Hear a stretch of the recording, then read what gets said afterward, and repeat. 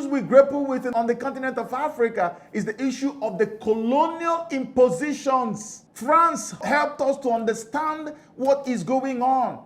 We found out that for every French colony in Africa, that there is something called the pact, an agreement called the Pact for the Continuation of Colonization. It is not only France that has signed this secret agreement with their colonies in Africa, even the British ones have it also in existence. You may not see it, but that is what is going on. Because all the requirements and all the details contained in the one that France has with the colonies in Africa are the same things playing out in broad daylight in all the British colonies in Africa. You don't see people in Kenya saying, hey, you see, our country is not really our country. It doesn't belong to us. It belongs to the UK. It belongs to the British. The same thing that's happening in Nigeria. Because, you know, according to the agreement that the French colonies signed with France, which took away all the rights of the people, of the indigenous people, you don't have any right, to the point that when a new natural resource is discovered, that the France or UK will have the right of first refusal when it comes to extracting that natural resource, drilling the oil, mining the gold that has been discovered. So when something is discovered newly, say gold now discovered in Nigeria, the first companies that will be invited to come and explore and mine must be British companies. And when they have all gotten all the large lion shares and they are tired and they now say, oh, there are just a few other small mines left, that's when you can now invite any other person. They have the right of first refusal. That's why British companies control the drilling of oil in Nigeria, shale. It's the same all over Africa. And here is the kicker. The kicker here is that as they take all these natural resources, guess how much royalty they give to the African countries that own these resources in their ground? Highest we have heard on record is 5% royalty. I told you the story of Yahya Jammeh, the former president of Gambia. How that they approached him and they offered him 5% royalty. And the guy said, are you people crazy? Are you crazy really? Are you saying this or is this a joke? And they told him, Mr. President, you should actually be lucky, because if you accept our 5% royalty offer we're giving you, you will be among the only 2 countries in Africa that have ever gotten up to 5% royalty in anything they have in their country. The rest are from 4.32% down. Okay, in case you don't believe me, did you see the video of the wife of the president of Sierra Leone?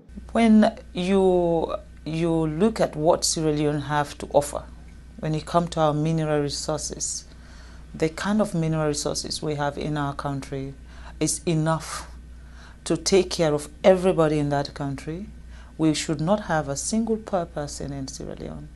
But unfortunately, we are not given the free will to make decisions on our own mineral resources. There's always Big Brother who decides. And when you fight and say, no, we are not going to do this, they use the system to stop you.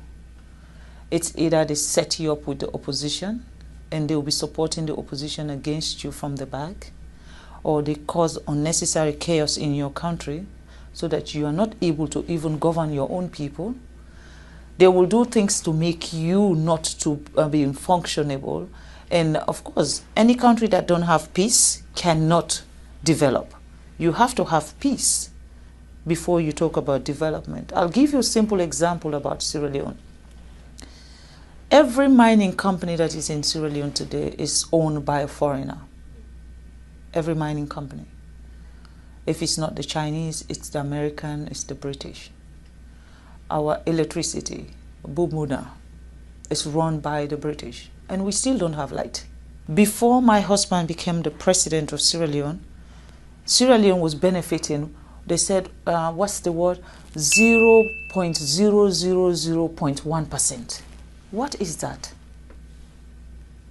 Basically, a company can take as much as $100 million out of the country in terms of minerals, and then they can just give the country $10,000. Now, what will $10,000 do for our health system? What is $10,000 do for our educational system? And these are the things I believe that are stopping Africa from progressing. We don't have a say. The sense about us celebrating independence, I don't know why we celebrate independence, because we are not free. This is the amount they are giving to Sierra Leone from the gold deposits in that country. Can you imagine? Tell me, with the figure you just heard, how much can the president do with that money? But look at the amount of money they make. So those guys were right when they were telling Yahya Jammeh that he's going to be one of only 2 countries in Africa that have been offered 5% before. Now you guess, how much do you think they are offering Nigeria all these years? Which is why Nigeria took the position of the 6th largest oil exporter in the world, and yet is also called one of the poorest nations in the whole world, not just in Africa, as of today. You only hear about how rich your country is. It never trickles down into your individual pockets. They did this in Libya. And when they did it, it worked for them for so many years until Gaddafi showed up. When Gaddafi showed up, Gaddafi said, never again. And what did he do? The secret I've always told everybody who cared to know is to take the resources and nationalize it. Kick out the corporations that siphon your wealth to the European countries that have colonized your country and claim they have left, yet they never left anywhere. They still exist in these countries as corporations.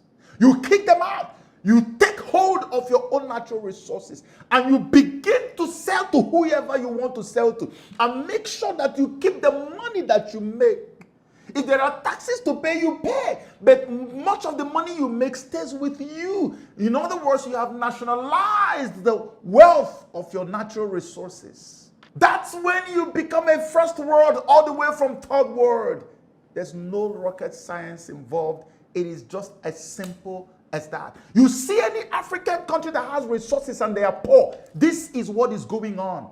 Their wealth is going to the colonial powers, and they are giving them fractions, crumbs. So with that crumbs, you cannot do anything. So what do? They now tell you, since you don't have any money, even though you are richer than them, and they are stealing all your money, and this crumb you're getting is not enough, let's loan money to you. So they will take from the money they have stolen from you and loan to you at interest rates that are beyond human comprehension. Your own money, they loan. Go and read the pact for the continuation of colonization. Read it. This is why Africa, no matter who you place there in power, politics or politicians will never save Africa. What will save Africa is a well thought out revolution like we have seen today in the Sahel states. However it comes, let it be a revolution that will nationalize the wealth of the nation, not the one that will siphon it to the colonial powers or colonial forces of darkness, as I call them. That's what is going on in Africa. That's why Nigeria is the way it is today. That's why they're having presidents now becoming the ministers for petroleum, presidents, because they need to sit over it and be the good boys that they were appointed to be, and make sure that the wealth goes to where it's supposed to go to, not for the people. But when Libya did what he did you see what happened? Life expectancy in Libya became the highest in the whole continent of Africa. People became so rich that if you are getting married as a young man, they have about $40,000, $50,000 in an account for you. They have an apartment for you. Libya was a first world country in Africa. And when they realized they couldn't take it anymore, they framed him and took him out immediately. That's why till today we still miss Gaddafi.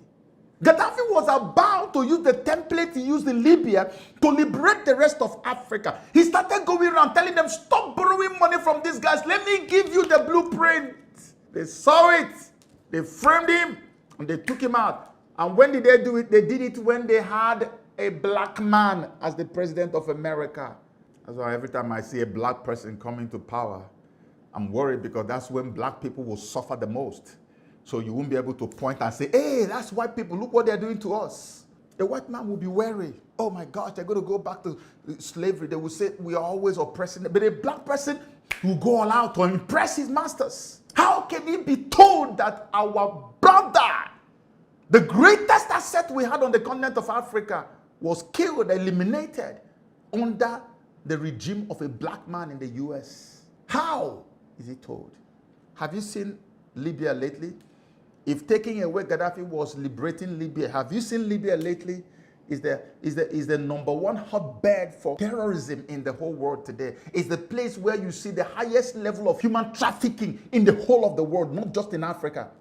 It's been going on since the man left till today. They haven't been able to bring any good thing to Libya, just like Iraq. This is what has been happening. That's why only 4 months after Niger kicked France out of their country, Niger, that was not just one of, but was regarded as the poorest nation in the whole of this world, suddenly became the 4th fastest growing economy in Africa. How? No, think now. Because the uranium they were getting from their country was selling for about 200 and something euros. The one from Canada, 200 and something, and Niger had probably the purer version.